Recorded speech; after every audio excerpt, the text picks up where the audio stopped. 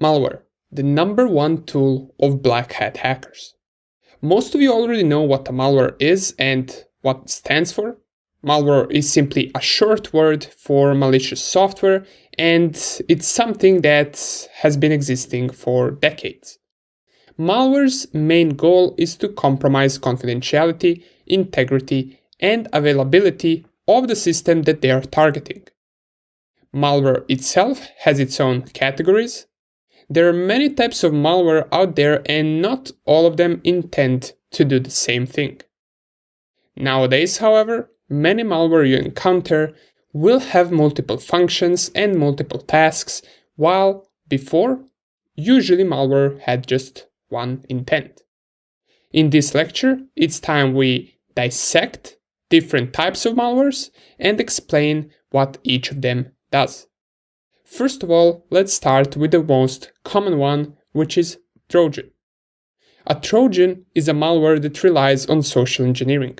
It represents as one thing or one type of a file, while in reality it's something else completely. It can appear to be as an image or a PDF file or whichever file type best suits the target and which the target will most likely execute.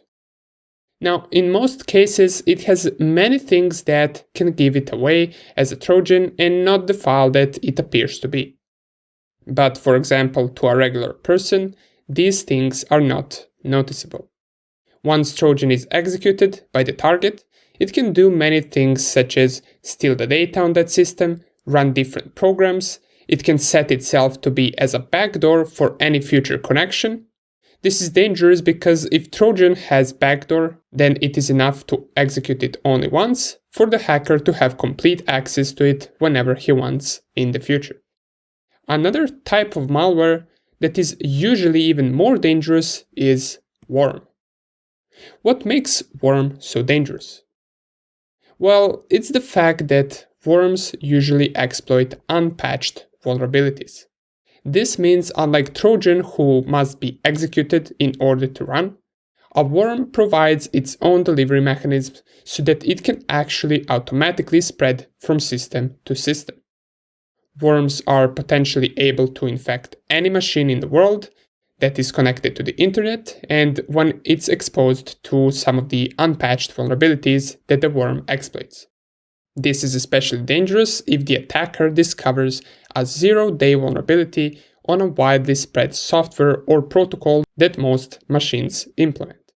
In theory, if that machine is not protected by any additional firewall or security measure, it can be infected by the worm by just being connected to the internet.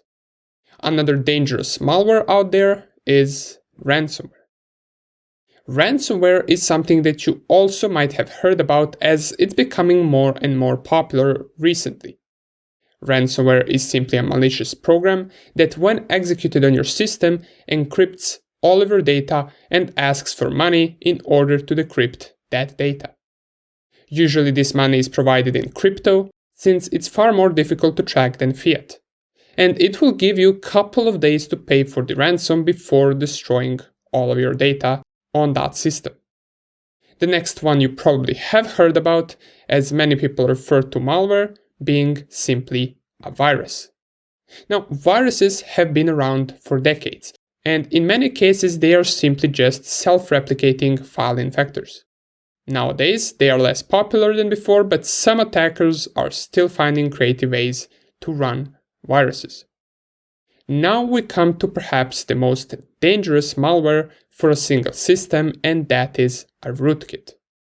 Rootkit is a malicious program designed to give unauthorized access to a system or a software. Well, you might be asking now, what is the difference between a rootkit and, for example, a Trojan?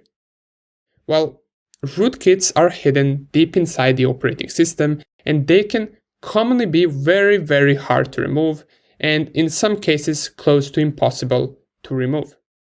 Not only that, but they can sometimes be very, very hard to detect as well. And last but not least, we have spyware. Now, spyware is simply a program that is used to spy on you, as its name says. This can be for many purposes, and sometimes it's even combined with something called adware. Spyware can spy on things you visit and look on the internet, and adware will show you these ads in order to get you to buy something. These are pretty much the most common types of malware out there. And what's also important to mention is the ways that it can spread. There are 5 most common ways that the malware spreads. It can spread through unpatched vulnerabilities, security misconfigurations. It can spread to weak, leaked, and stolen credentials. It can spread through social engineering, and it can always spread if there is an insider threat. Now that we covered different types of malware that black hat hackers use, and we mentioned how they usually spread, I will leave some additional resources right after this lecture, and let's discuss in the next lecture, is there anything that we can do to simply stop the hackers?